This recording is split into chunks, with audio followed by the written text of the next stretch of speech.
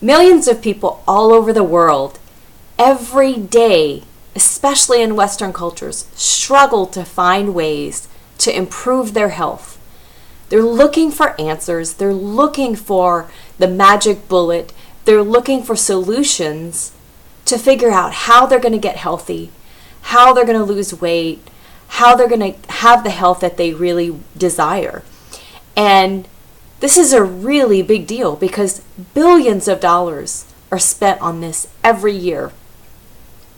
And yet, so many people struggle.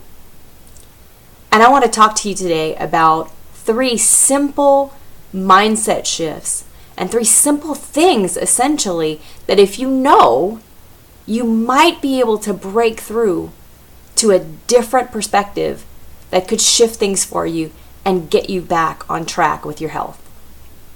And so especially for women who are struggling, who have been dieting, who have been on that roller coaster for years, who are struggling with hormone imbalance in midlife, who are struggling with fatigue, motivation, mood issues. This is going to be really important and you want to hear this. I'm Paula Carper and I'm a registered dietitian and women's health strategist. And I just want to tell you that it's not your fault. There's so many things that you don't understand about the way your body's designed to work.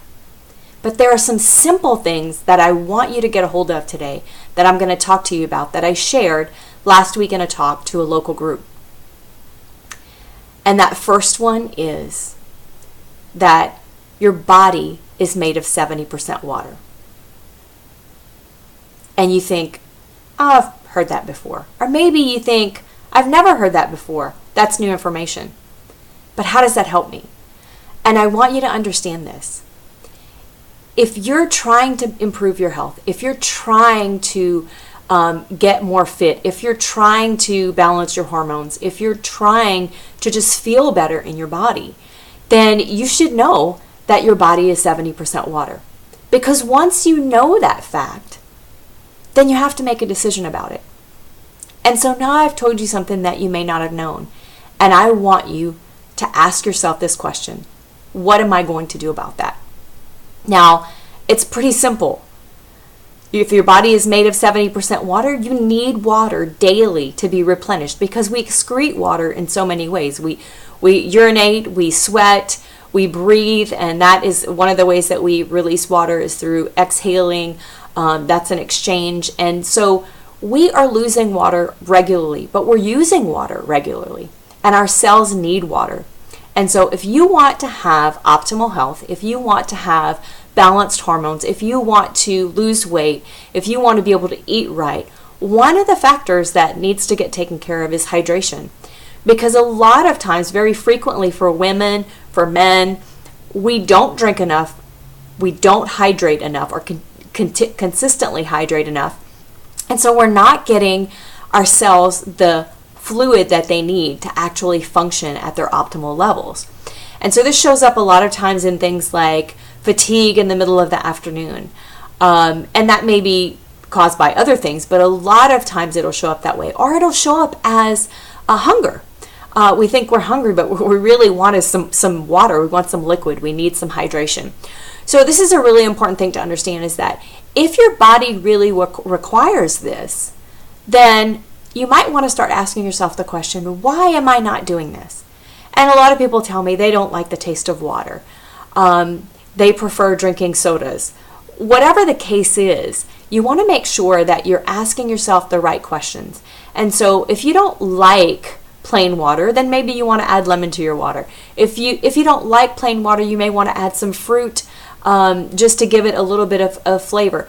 But sodas are not a replacement for water. And so you want to dig a little deeper and find out what it is that's causing you to not take the steps that are necessary to actually move forward and hydrate your body. And this doesn't take some deep analysis. It may take some strategies to look at, like, how do you map your way to that place of hydrating your body? What are the things that are keeping you from doing that? And then just putting some things in place that will help you to do that. So it can be really, really simple. But hydration is really one of the first steps that I recommend for all of my clients, and it's something that you can start doing now. Okay? So one of the things that I'll tell you, a little nugget, is that yes, I do recommend 8-ounce cups or glasses of water per day as a starting point for most people. For some people, they'll need more. So it is a starting point. It is a goal that I give to a lot of my clients. So if you want something that's really tangible and something you can really shoot for, then that's what I would shoot for. The next thing that I want to talk to you about is a shift in your mindset that has to do with a focus on nourishment. Okay? So I always tell people, and I always talk about this when I give talks and when I work with my clients, I talk about how they're going to nourish their body. And this is a really important thing, because if you are trying to nourish your body, you're usually not going to be thinking about all the things that you can't have. You're focused in a positive way on the things that you can have or that your body needs, okay? And it doesn't take being a nutritionist or having a biochemistry degree to understand what it takes to nourish our bodies. I think most people know instinctively more about what they should eat and what they shouldn't eat. It's just a matter of accomplishing it. But I think a lot of that comes down to what our perspective is about how we're going to feed ourselves. So most of us talk in terms of what we're eating and what we're going to eat, or feeding someone things that are going to be healthy. And I get asked all the time questions like, wow, what should I be eating? What are the specific things that I should be eating to accomplish X, Y, or Z? And this is a really loaded question, because it really depends on the person's physiology, all the specific goals that they have in mind, and of course, if they have any health conditions. But I think for many of us, if we started thinking about nourishing our bodies and how can we actually nourish our bodies, bring the most nourishment into our bodies that we can, I think most of us would come to the conclusion that we maybe should eat a little bit more vegetables. And I think we all sort of know this. And so I am of the mindset that when I look at what I'm going to eat, or when I think about what I'm going to eat or prepare, I think about how am I nourishing my body? What am I giving my body that it really needs? And this is so critical, because I'm thinking differently than about what I'm going to feed myself. I'm thinking differently, and I'm not thinking about what I'm going to give myself that's going to give me a lot of pleasure and just make me feel good for a second and then not give me a long-term solution. And nourishment doesn't have to taste bad. When you're nourishing your body, it doesn't have to be with foods that taste bad. I nourish my body every day, and I eat foods that are really tasty and really healthy for my body. But I don't tell myself when I eat pizza that I'm nourishing my body. I'm eating, I'm providing maybe some macros, and I may be providing some things that are nutritious for my body, but I'm not necessarily thinking, hey, this is like the most nourishing thing that I can do for my body. And I'm not saying that pizza is all bad.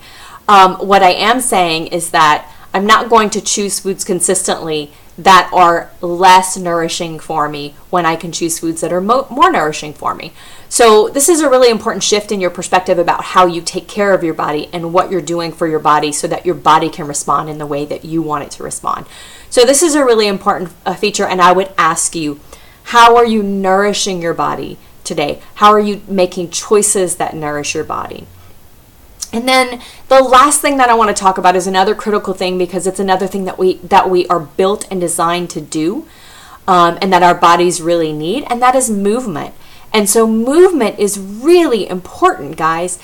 Your body is designed, if you look at your joints, if you look at the way your neck moves, and you look at the way your fingers move, and your legs and your feet, they're all created to move freely. And they have different ranges and all that sort of stuff. But we're created to move.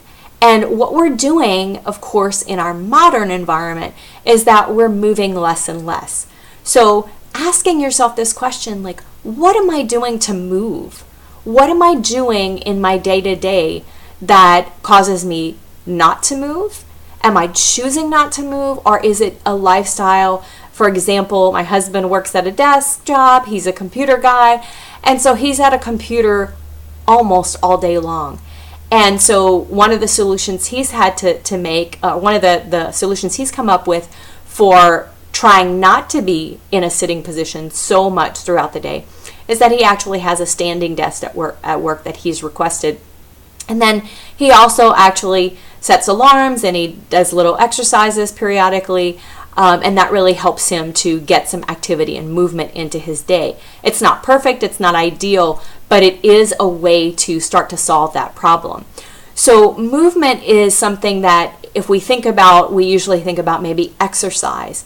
But it doesn't have to be exercise. We can do non-exercise activities that actually build on our everyday activity levels and burn calories, help us to stay mobile, help us keep our range of motion, and keep our hormones balanced, because there is a hormone cascade that happens when you're sitting for too long, and it's a negative cascade. So it affects your insulin resistance and makes you more insulin resistant. So then it also affects other hormones. So I don't want to get into too much technical detail, but what I want to ask you is, how are you moving today? How are you choosing to move today? And if you are thinking about exercise, why not think about moving instead of exercise?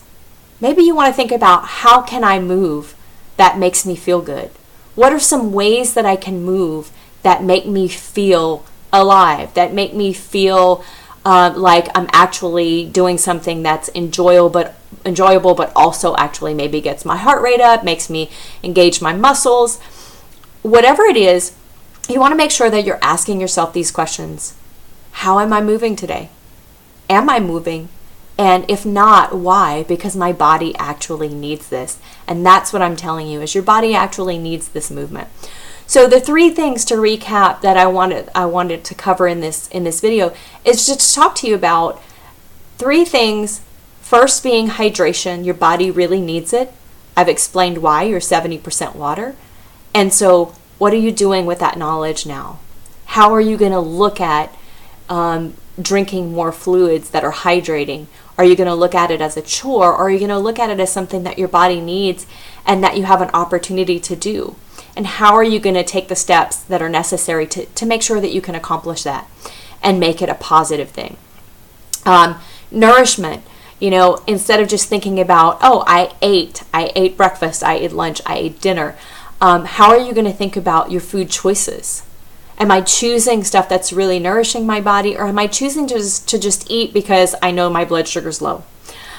We do have that instinctive knowledge of reading our blood sugar. We have symptoms. We understand what that is, and our bodies respond to that. And that's an important thing. But understanding what our bodies need can be important too. And so thinking about, what am I choosing?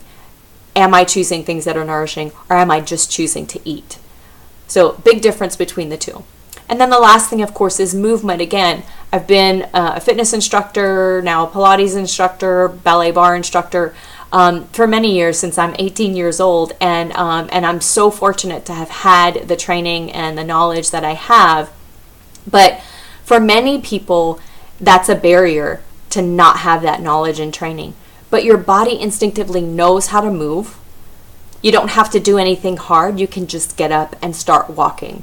So think about these things today. Think about what things you can decide from a positive perspective you can do to actually hydrate, to nourish, and to move. And stop thinking about restriction. Stop thinking about what you have to do, and stop thinking about the exercise and how much you don't like to do it. But start thinking about hydrating, nourishing, moving, and see if that changes the way that you feel about these things. I'm Paula Carper, and I'm glad you joined me today, because I know that these mindset shifts can work for you. Thanks for joining me.